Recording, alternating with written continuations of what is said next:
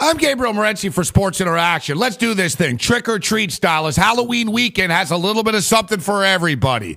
Let's start with the World Series. Now, I don't know how much sense it makes to bet against a team that wears black and orange on Halloween weekend, but that's exactly what I'm going to be doing.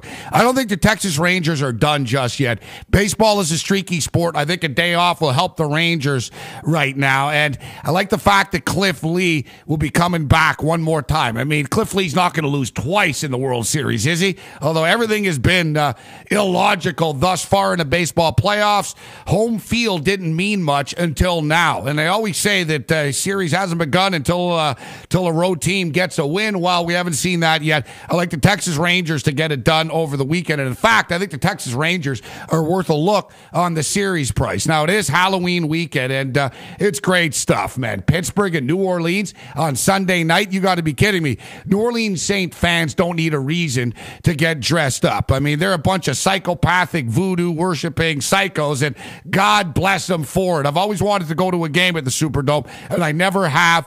Halloween night, this would be the tilt to be at. New Orleans are a desperate football team, but desperation doesn't always equal success.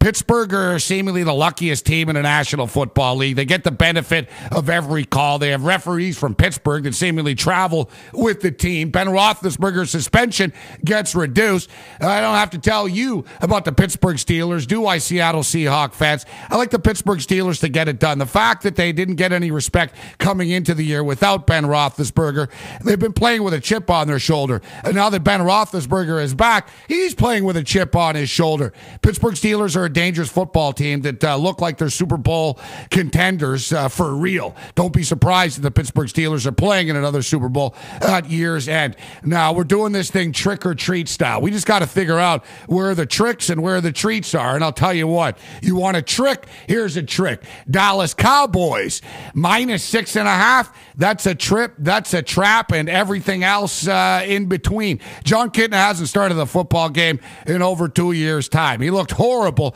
against the New York Giants just a couple of days ago. And don't tell me that, now that he's had a week to practice with the first string offense, that things are going to be any different. Yeah, I know Jacksonville aren't the best football team in the league, but I think that Jack Del Rio, now that David Garrard is back, will have his guys more motivated to play than a Dallas Cowboy football team that knows the season is done. Now, speaking of tricks and treats, here's a treat. Getting the Tennessee Titans, a better football team, +3.5 points against the San Diego Chargers. Now, maybe I'm missing something here.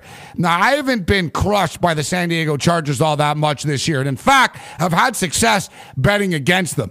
But I have been burnt, and I was burnt last week in what I thought was a must-win situation for the Chargers. Once again, desperation doesn't always equal success. I'm done with the San Diego Chargers. And I know a lot of you out there think that San Diego are actually a better team than Tennessee. Really, I'm not buying it. I don't care how many yards Phillip Rivers throws for. They don't win football games. And we've got Jeff Fisher going against Norv Turner. There's no way that I won't be taking the Tennessee Titans. To me, that's a great treat. You want another great treat? How about an early season tilt between the Miami Heat and the Orlando Magic? Now, the Orlando Magic kind of in a tough spot here, considering that they played on Thursday night. But nevertheless, this is a great basketball game. And for all the hype surrounding the Miami Heat, you're not getting a lot of value trying to bet against them. And I know there's a lot of people out there that are betting against the Miami Heat out of spite. And, it's not always profitable, but it is fun to bet out of spite. Spite's just fun. Living with spite has gotten me through a lot of tough times. Betting with spite's a different story. Although the Miami Heat clearly are not together yet. They didn't really play together all that much in the preseason. I think it's going to take them, probably going to take them 4, 6, 7, 8 weeks. They're going to be a dangerous team. Let's say January, February, when the Miami Heat start to click, they're going to be laying 12, 14, 16 points. Right now, they're only laying 4 and 5 and 7 and 8. I like the Orlando Magic in a close basketball game. I wouldn't be surprised if Miami wins, but probably hit the buzzer. Now, Friday night, we got some football in the Canadian Football League. I told you, there's a ton of stuff going on. The Montreal Alouettes are really embarrassed last week. Now, yeah, the game is somewhat meaningless for the Montreal Alouettes, but it's also somewhat meaningless for the Toronto Argonauts. And that's the problem when you have an 8-team league. Here we got a couple of weeks left, and we got a bunch of meaningless football games being played, but doesn't mean there's not value on the board. I like the Montreal Alouettes to respond after getting embarrassed. Now, there's a ton of stuff going on. We got college football. Now, it's unbelievable. Being ranked number one in a BCS or number one in the AP poll is kind of like being the head of a New York crime syndicate family. You don't last long. You got a target on your back, and everybody wants to whack you. Now we've got Oregon going into Los Angeles to take on USC. USC's not going to a bowl game, so this really is sort of a bowl game for them, but so what? USC aren't going to get it done, and I was on USC when they beat up on Cal, but this is a different beast, and the Oregon Ducks are going to roll into Los Angeles. The total is high, but it doesn't matter. I think it's going to go over the number. It's going to be a really fun football game to watch. Now, speaking of fun football games, we got Oregon, we got USC. West Coast, flashy, glamorous. Oregon, we're going to be wearing one of their 96 uniforms and silver shoes and all that type of stuff. But I'll tell you what, give me a good old-fashioned Big Ten matchup. Oh, wait, is it Big 11 now, or is it Big 13? I don't know. You know the conference that plays in the Midwest? Don't look now, and I hate to say this because I'm a Michigan Wolverine fan, but Michigan State just owned the state. They're good at basketball. Now they're taking over the gridiron as well. Michigan State Spartans are for real. They're not a perfect football team, but they're a good football team.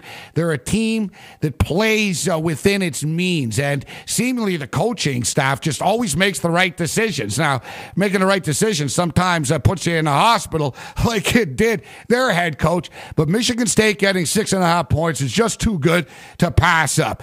Now, we'll wrap it up. Hockey, people. Hockey's on the board. We got an interesting tilt on Saturday night, an original 6 tilt, the New York Rangers and the Toronto Maple Leafs.